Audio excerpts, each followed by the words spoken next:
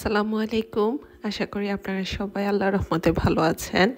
আমিও আলহামদুলিল্লাহ আমার পরিবারের সাথে আমার আব্বাকে নিয়ে ভালো আছি। তো আজ আরেকটি ব্লগ নিয়ে আপনাদের সামনে চলে আসলাম। আশা করি আপনাদের পুরো ব্লগটা ভালো লাগবে। তো সকালবেলায় ফ্রেশ হয়ে নিচে এসে দেখলাম আম্মু ব্রেকফাস্ট তৈরি করে নিচ্ছে। তো আজ ছিল আমাদের স্পেশাল ব্রেকফাস্ট। আজ রুটি, আলু ভাজি আর সাথে ছিল ডিম। স্পেশাল এই জন্য কারণ ইউএসের ব্যস্ত লাইফে আসলে রুটি, আলু ভাজি আসলে সকালবেলা তৈরি করাটা সত্যি অনেক টাফ। তো যেদিন আম্মু সুযোগ পায় সেদিন আমাদেরকে এই নাস্তাটা করে দেয়। তো আমি আসলে এই নাস্তাটা অনেক বেশি পছন্দর। তো এই তো ভাজিটা হতে হতে আম্মু এখান থেকে রুটিগুলো বেলে নিচ্ছে, একেবারে নাইস সুন্দর পাতলা পাতলা করে গোল করে বেলে নিচ্ছে। তো আম্মু যখন রুটিটা তৈরি করে নিচ্ছে, আমি অন্য দিক থেকে ফ্রাই প্যানে আসলে ডিমটা ভেজে নিচ্ছি, ওভার-ইজি করে নিচ্ছি। তো আমি ওভার-ইজি করে নেব, খুব সাবধানে আমি উল্টে দিচ্ছি যাতে করে কুসুমটা ভেঙে না যায়। আসলে কুসুমটা ভেঙে গেলে আর এতটা ভালো লাগে না রুটির সাথে খেতে, আর দেখারও একটা সৌন্দর্য থাকে, তো সেই জিনিসটাও থাকে না। তো যাই হোক, এখানে যেহেতু আমরা তিনজন, আব্বু, আম্মু, আমি এখানে 3টা ডিম ওভার-ইজি করে নিচ্ছি। আমার কাছে আসলে একটু ইয়কটা রানি থাকলেই বেশি ভালো লাগে রুটির সাথে লাগিয়ে খেতে। তো যাই হোক, এই তো আমার ডিম ভাজাটা হয়ে গিয়েছে। তো আমি উঠিয়ে একটা সাইডে রেখে রুটি ভাজা শুরু করে দিলাম। তো ফ্রাই প্যানটা গরম হওয়ার পর রুটি দিয়ে দিয়েছি, আর রুটিগুলি মাশাল্লাহ এত সুন্দর করে ফুলছে, একেবারে বালিশের মতো ফুলে যাচ্ছে। তো অনেক বেশি সুন্দর লাগছিল যখন ফুলে। তো এই তো এক এক করে রুটিগুলো সবগুলো সেঁকে নেওয়ার পর নাস্তা খেতে বসে পড়লাম। আর রুটিগুলি তো একেবারে সফট, নরম, তুলতুলে। আর আলু ভাজি আর রুটি, যদিও দুটোটাই কার্ব, তারপরে আসলে এর থেকে বেস্ট কিছু আর হয় কম্বিনেশন হতে পারে না। অ্যাটলিস্ট আমার কাছে তো মনে হয় এটা আসলে বেস্ট কম্বিনেশন, আলু ভাজি আর রুটি। আর সাথে যদি ডিম থাকে, আসলে সকালবেলা নাস্তাটা ডিম ছাড়া যেন চলেই না। তো নাস্তাটা শেষ করে আমি আমার আব্বাকে নিয়ে একটু বের হলাম। তো বের হয়েই সামনে আসলে গাছটার মধ্যে এত সুন্দর ফুল ফুটে আছে, দেখে আসলে এত ভালো লাগছিল, আলহামদুলিল্লাহ। তো ভাবলাম আপনাদের সাথেও একটু শেয়ার করি, নিশ্চয়ই আপনাদের কাছেও ভালো লাগবে। একেবারেই টকটকে লাল ফুলগুলো অনেক বেশি সুন্দর লাগছিল। আর এই তো আব্বু এই পাশ থেকে আসলে গার্ডেনে কাজ করছিল। আব্বু যখন কাজ করছে, আমি আর আমার আব্বা, এই তো আব্বাও একেবারে স্ট্রলার করে বের হয়ে গিয়েছে। আসলে সকাল সকাল একটু ঘুরিয়ে না আনলে আমার আব্বা একদম অস্থির হয়ে যায়। বাহিরে ঘুরলে আসলে বাহিরে ঠান্ডা বাতাসটা যেহেতু এখনো ভালো করে রোদ উঠে নেই একেবারে সকালবেলা, তো একটু হেঁটে আসলে আমার আব্বারও ভালো লাগবে। আর এই তো এখানে পেঁয়াজকলিগুলো বড় হয়ে গিয়েছে। আর আজকে দেখলাম গার্ডেনে আসলে অনেক সুন্দর লাল শাক হয়েছে, একেবারে অর্গানিক লাল শাক। তো লাল শাকগুলি দেখতে মাশাল্লাহ এত সুন্দর লাগছিল, খুবই সুন্দর লাগছিল। তো আমি আপনাদের সাথে একটু শেয়ার করলাম, নিশ্চয়ই আপনাদেরও ভালো লাগবে। অর্গানিক নিজেদের বাগানের লাল শাক এত সুন্দর করে উঠেছে, যেন লাল কার্পেট বিছানো এই জায়গাটা একেবারে সুন্দর করে। আর সবগুলো গাছ মাশাল্লাহ একেবারে সমান হয়ে উঠেছে।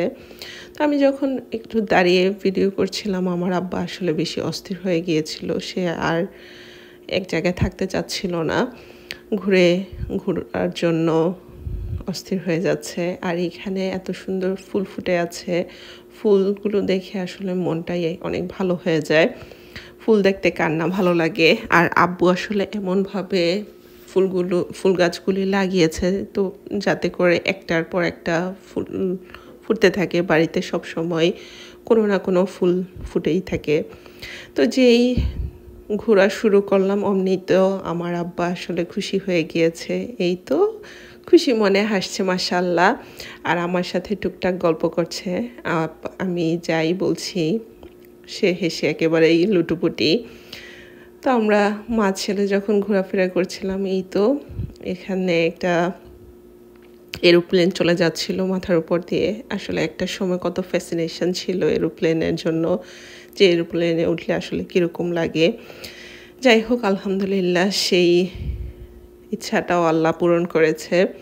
তো এই তো আমি আর আমার আব্বা ঘুরছিলাম আসলে বাসার কাছেই, খুব বেশি দূরে না। তো এসে দেখছি আব্বু আসলে লাল শাক তুলছিল। তো আমি আব্বুকে একটু ভিডিও করে রাখলাম। নিজের হাতে তৈরি লাগানো লাল শাক নিজেই তুলে আনছে আব্বু।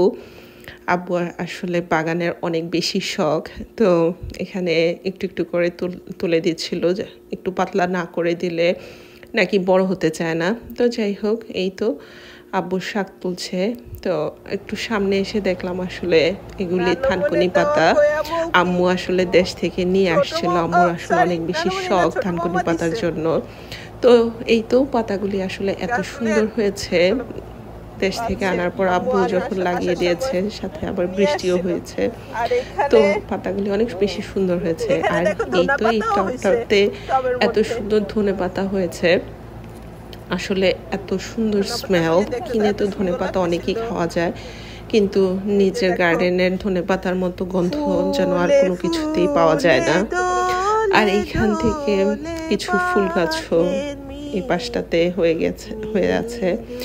তো আমি ঘুরে ফিরে দেখছিলাম বাড়ির আশপাশটা, কারণ সব যেখানেই তাকাই, যেহেতু এখন সামার টাইম, সব জায়গাতেই কিছু না কিছু ফুল অথবা ফল।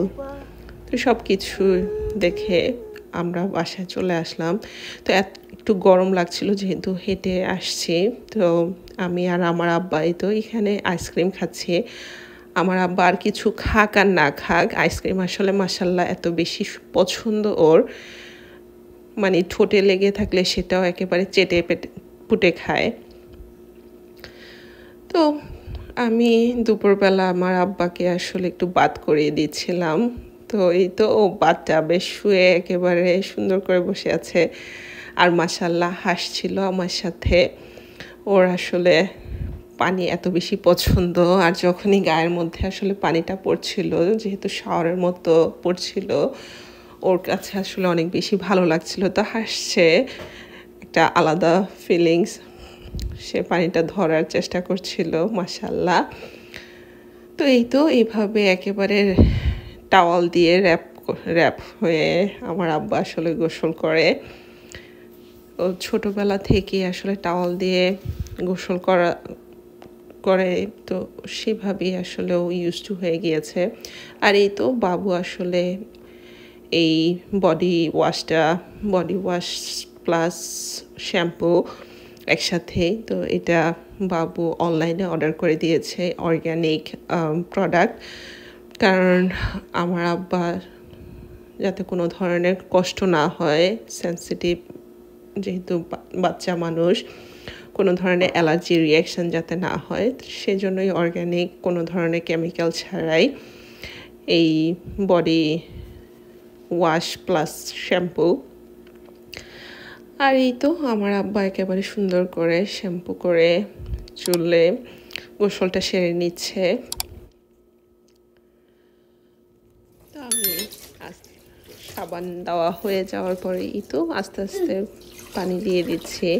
তো পানি যখনই গায়ে পড়ছিল, পানিটা আসলে যেহেতু একটু ঠান্ডা ঠান্ডা লাগছিল, গরমের মাঝে যখনই ঠান্ডা লাগছিল, আমার আব্বা তো খুশিতেই তো মাশাআল্লাহ একেবারে এত সুন্দর করে হাসছে। আপনারা সবাই প্লিজ মাশাআল্লাহ বলতে ভুলবেন না। এই তো আমার আব্বা গোসল সেরে একেবারে রেডি হয়ে, এই তো ওর যেহেতু এত গরম, কাপড় চোপড় আসলে আর পরে নেই, শুধু ডাইপারটা পরেই সুন্দর করে এখানে শুয়ে আছে আর আমার সাথে গল্প করছে।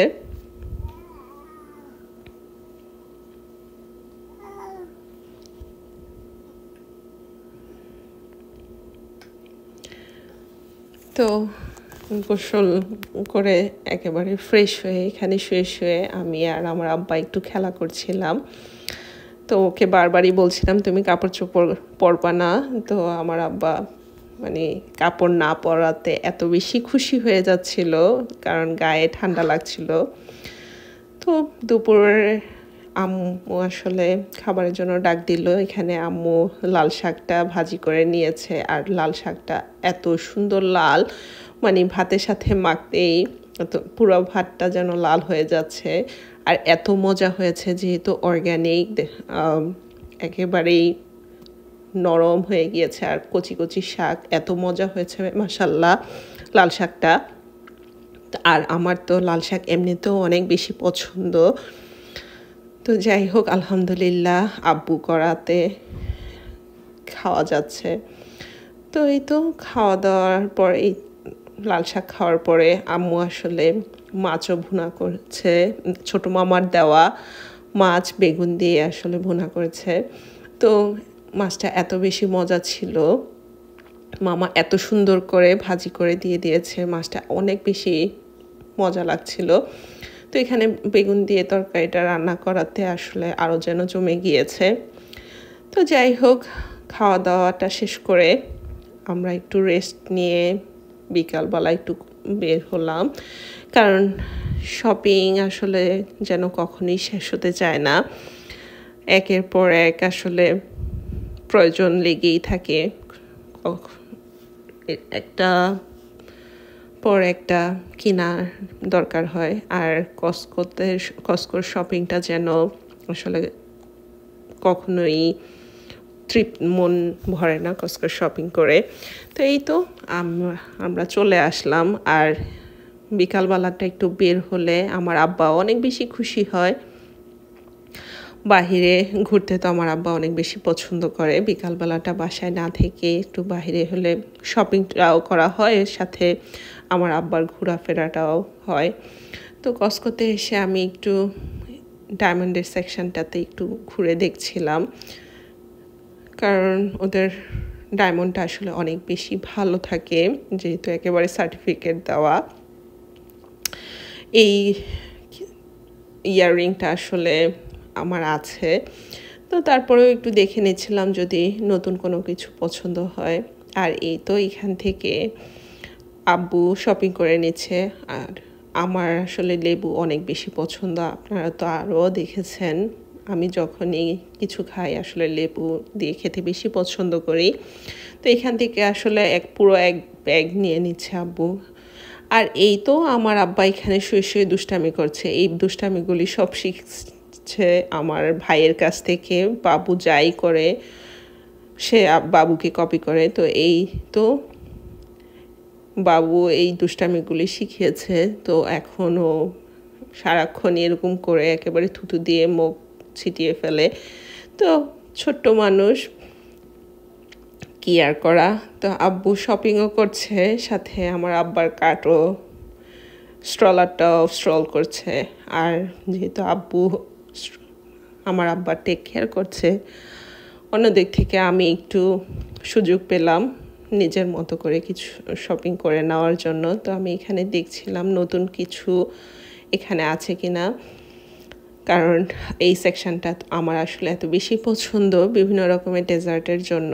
আর যদিও ডেজার্টটা আসলে নেওয়ার পরে দেখা যায় আমি একাই খাওয়া পরে, যেহেতু আব্বুর ডায়াবেটিস, আম্মু এত বেশি পছন্দ করে না। তো এন্ড আপ দেখা যায় অর্ধেকটা খাওয়া হয়, অর্ধেকটা ফেলা হয়, কারণ এতগুলো আসলে খাওয়া যায় না একা মানুষ।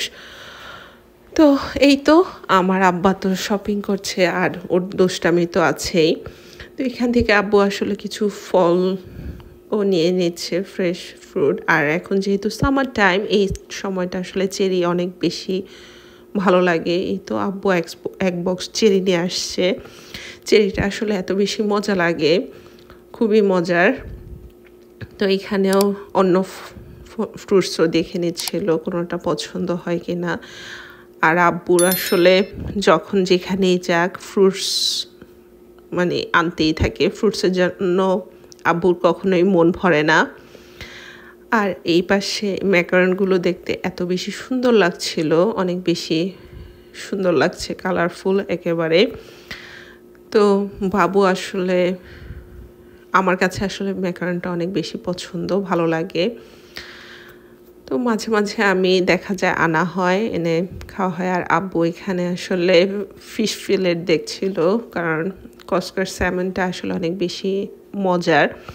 তো এখানে ফ্রিজার থেকে আব্বু দুধ নিয়ে আসছে, আর আমি আর আমার আব্বা আসলে এখানে ওয়েট করছিলাম। আর আমার আব্বা এত বেশি দুষ্টামি করছিল, তো বাধ্য হয়ে আমি ওকে স্ট্রলারের মধ্যে বেল্ট বেঁধে দিয়েছি, যাতে করে খুব বেশি নড়াচড়া না করে, কারণ নড়াচড়া করে পড়ে যাওয়ার একটা সম্ভাবনা থাকে। তো যাতে করে একটু সেফভাবে ঘোরাফেরা করতে পারে। তো এখানে যখনই আমি ওকে বেল্টটা বেঁধে দিয়েছি, খুবই শান্ত হয়ে গিয়েছে। আর এই পাশে দেখলাম আসলে দেশি ঘি, কিন্তু বুঝলাম না কেন জানি ঘিটা দেখতে আসলে বেশি ভালো লাগছিল না। মাঝে মাঝে এই তো কেন পুরোটা বাঁধানো ছিল না। আর এই পাশে ছিল কোকোনাট অয়েল। কোকোনাট অয়েলটা তো পুরোটাই জমে আছে, কিন্তু ঘিটা কেন মানে কিছুটা অয়েলি, কিছুটা জমাট বাঁধা বুঝতে পারছিলাম না। আর কালারটাও আসলে বেশি একটা ভালো লাগছিল না। আর আমার আম্মুর মতো ঘি আসলে কেউ বানাতে পারে না। আম্মু একেবারে বাটার দিয়ে সুন্দর করে ঘি বানিয়ে রাখে। আপনারা যদি কেউ রেসিপি দেখতে চান, আমাকে কমেন্টের মাধ্যমে জানাতে পারেন, আমি অবশ্যই দেখানোর চেষ্টা করব। আর এই যে এখানে এই কুকিজটা আসলে অনেক বেশি পছন্দ আব্বুর, কারণ এটা আলমন্ডের একটা কুকিজ। তো আব্বু এখানে দেখে নিচ্ছিল। বেশ কিছুদিন আসলে কসকোতে এই কুকিজটা ছিল না, যখনই আসতাম খুঁজতাম, কিন্তু ছিল না। আজ অবশেষে পাওয়া গিয়েছে, তো নিয়ে আসলাম একটা। আর নিয়ে এসেছি চিটোস। মাঝে মাঝে আসলে একটু চিপস বা ক্রাঞ্চি কিছু খেতে ভালোই লাগে। তো এখানে আমি একটা জারের মধ্যে পুরোটা চিটোস নিয়ে নিচ্ছি, কারণ ব্যাগের মধ্যে থাকলে হয়তো একটু সগি হয়ে যায়, পরে আর খেতে এতটা ক্রাঞ্চি থাকে না। কিন্তু কোনো একটা জারের মধ্যে নিয়ে নিলে, যেহেতু এয়ারটাইট জার, খুবই ভালো থাকে, অনেক দিন পর্যন্ত ক্রিস্পি থাকে। আর এই জারগুলি আসলে এত বেশি হ্যাভি, অনেক বেশি শক্ত। তো যাই হোক, আমি একটু শেক করে ঢুকিয়ে নিচ্ছি। তো পুরোটা আসলে ঢুকাই নেই, কিছুটা রেখে দিয়েছি। তো এখানে এসে দেখলাম আমার আব্বা আসলে খেলা করছে। বাহির থেকে ঘুরে ফিরে এসে মনটাও একটু ফ্রেশ, এখানে বসে খেলা করছিল। তো আমার আব্বা খেলা করছে যখন আমি পাশে বসে আসলে কিছু চিটোস খাচ্ছিলাম, কারণ আমার তো চিপস এমনিতেও অনেক বেশি পছন্দ। আর মাঝে মাঝে আসলে ক্রাঞ্চি কিছু খেতে কার না ভালো লাগে। তো এই তো ব্যাগে যেহেতু জারটাতেও পুরোটা ঢুকছিল না, তো বাকি চিটোসটা আমি এখানে বসে এনজয় করছিলাম। তারপর এই তো আমার আব্বা বসে খেলতে খেলতে টায়ার্ড হয়ে শুয়ে পড়েছে। তো আজ এই পর্যন্তই,